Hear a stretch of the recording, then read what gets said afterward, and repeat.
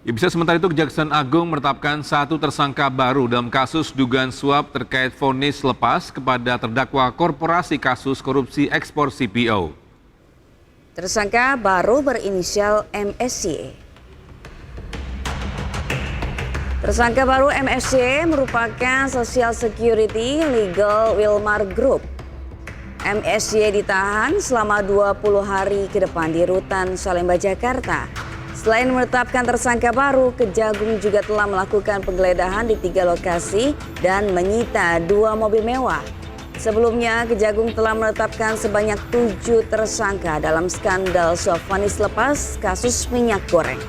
Ketujuh tersangka terdiri dari 4 hakim, 1 panitera, dan 2 pengacara.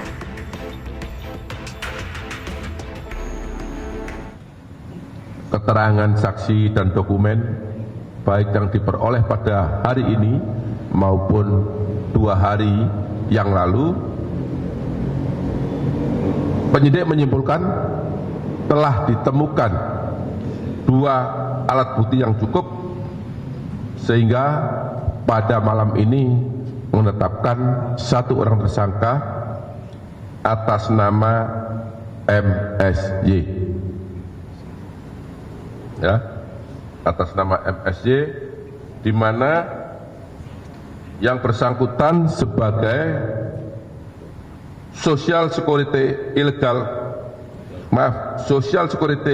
Legal Wilmar Group. Terhadap tersangka dilakukan penahanan 20 hari ke depan terhitung mulai hari ini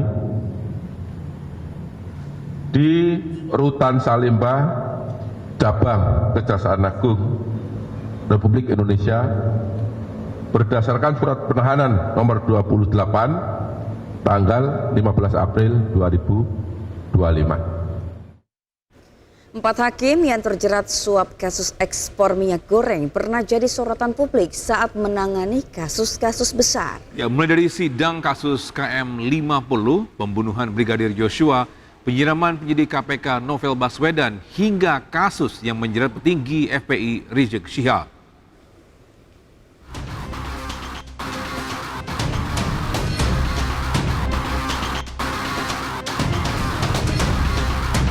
Tersangka kasus suap penanganan korupsi ekspor minyak sawit mentah Muhammad Arif Nuryanta yang kini menjabat sebagai Ketua Pengadilan Negeri Jakarta Selatan pernah menangani sejumlah kasus besar. Nama Arif sebelumnya pernah menjadi sorotan publik saat memutus vonis bebas terhadap terdakwa penembak Laskar Front Pembela Islam atau dikenal dengan peristiwa KM 50.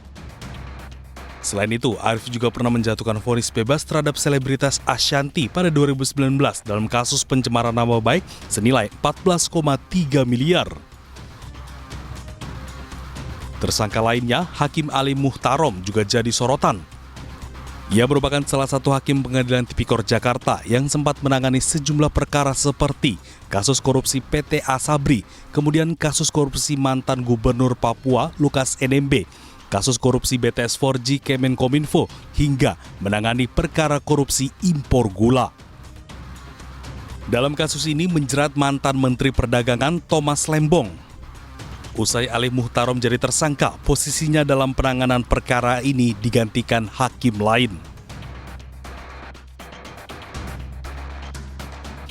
Hakim lainnya yang jadi tersangka adalah Juyamto. Namanya mencuat setelah menangani kasus penyiraman air keras terhadap penyidik senior KPK Novel Baswedan pada 2019.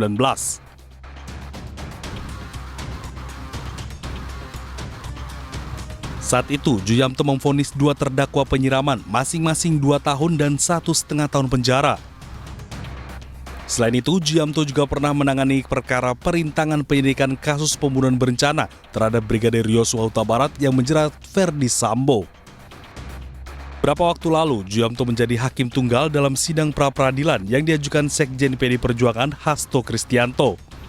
Dalam putusannya, Juyamto menolak pra-peradilan Hasto.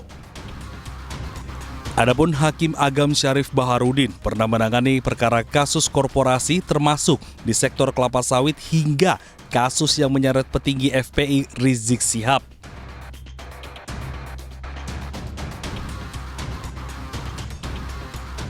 terkait kasus kerumunan yang melanggar protokol kesehatan di masa pandemi COVID-19 di Megabendung, Bogor, Jawa Barat.